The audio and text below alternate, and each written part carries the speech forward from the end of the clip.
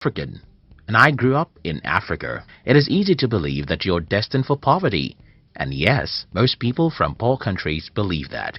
However, when I was around 17, I started questioning such assumptions, and the reason for my different opinions is because I often see rich people even in my country. But there are some other explanations for the reasons why some people are rich in poor countries. It may be that these people do ugly or illegal stuff. Maybe their father is a politician who has stolen a lot of money. Or maybe it's just luck. Anyway, I decided to study how money works and see myself whether being rich has something to do with luck, stealing, or anything like that. By age 20, I already knew the formula of wealth creation, and I was ready to follow such formula. In today's video, I'll be sharing with you how to be rich in a poor country. If you're new here, consider subscribing so that you won't miss other interesting videos like this. Riches has no home. In his book, The Science of Getting Rich, Wallace D. Wattles provoked us to think about something very important. He asked us to stop thinking about poverty as though it caused by certain geographical location, but because if poverty has something to do with a particular geographical location, then certain people in certain geographical locations will be poor, while everybody else will be rich. But that's not so. As we make this video today, millions of people are poor even in the richest countries of the world. For example, more than 70% of Americans live from paycheck to paycheck, according to some studies. And think about this, many people even in the poorest countries of the world are very wealthy. What does this tell us? I think it's very simple. Money doesn't have anything to do with where you live. But there's another problem here.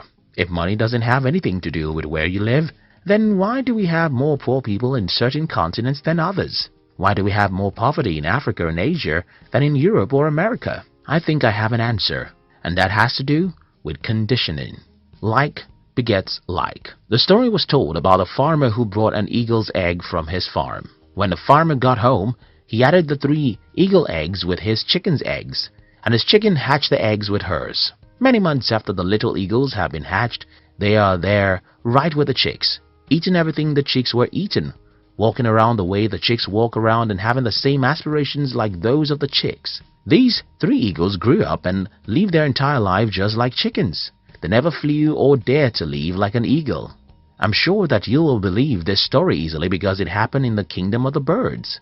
Well, like those eagles, like always begets like, even amongst human beings. So, what happens in poor countries is that when you're 7 years old, you'll notice that everyone around you is poor. And not just that these people are poor, they always blame someone else for their poverty. At age 7, you may not understand these people, but by the time you're 17, you're already successfully initiated into their evil world. What then happens is that as a young adult, whether you listen to your father, your mother, your uncles or teachers, everyone is blaming someone else for their state of being poor. It doesn't matter how strong you are, the natural thing to do is to become like these people. By the time an average human is 21 in a poor country, he has started thinking that the reason why he is poor is that the government or devil makes him poor. From this point, you can see how easy it is for these people to be poor and also make their children poor. It's pretty simple. Whenever you blame someone else for your life, what you're doing is folding your arms and saying, "It's not my fault. Let the man who causes man's poverty to come and make me rich. It's not my fault. Let the man who causes poverty to come make me rich." So the number one reason why most people are poor in poor countries is that everyone around them is poor when they are growing up.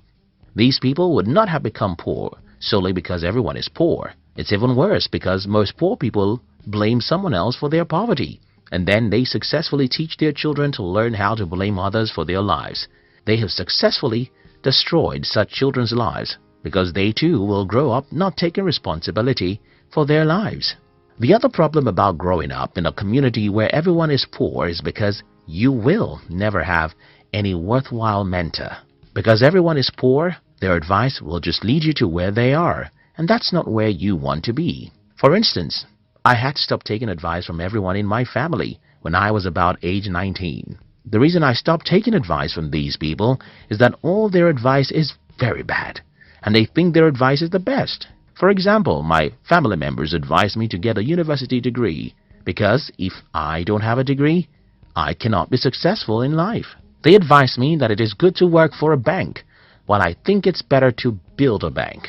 I mean, almost every advice my family members gave me about money, even till this day, is stupid. And what I did was to ignore them and instead choose successful people online and through books to be my models.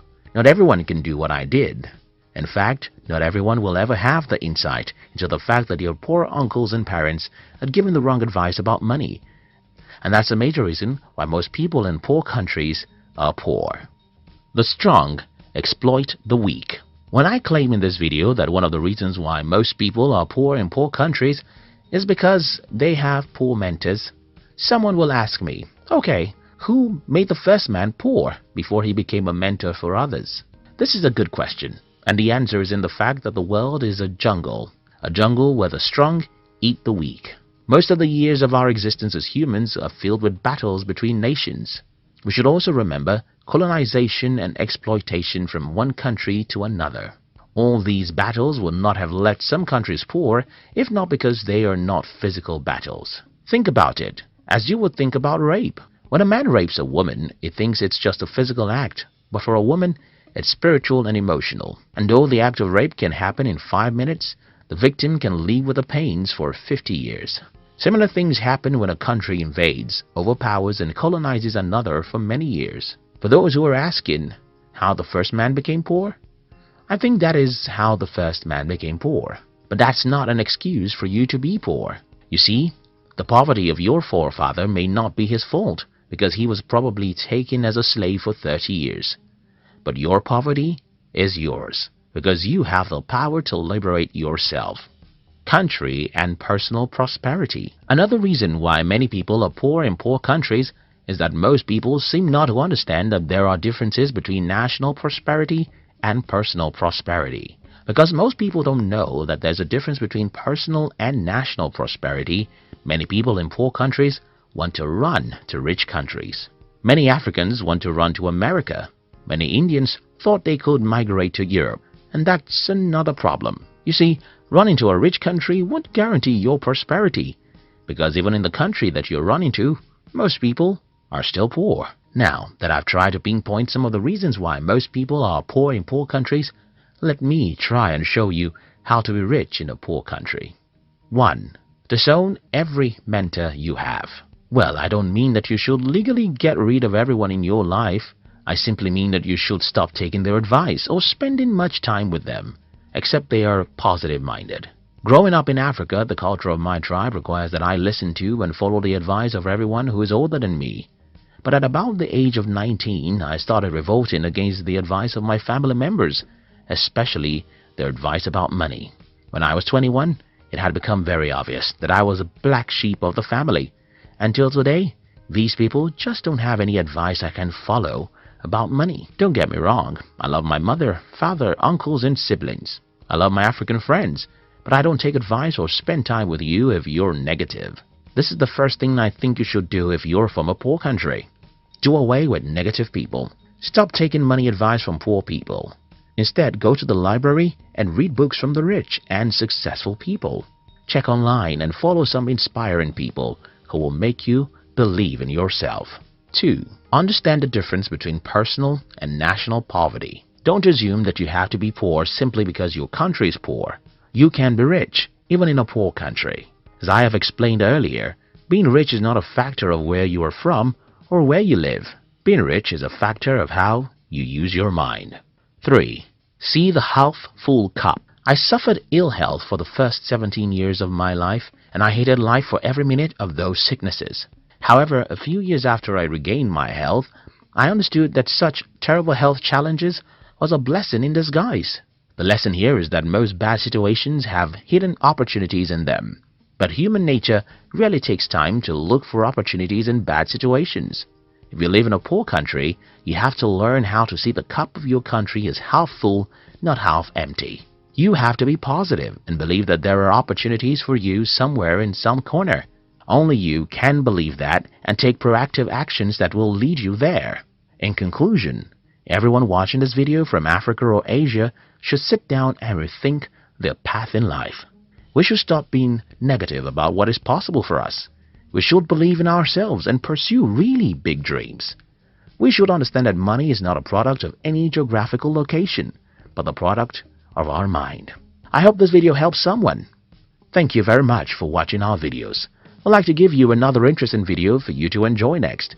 But before then, our team will be very happy if you can like this video and share it with your friends on social media. If you're new here, don't forget to subscribe, so you won't miss other interesting videos like this. Look at your screen now to see 2 other videos we handpicked for you to enjoy next. We love you.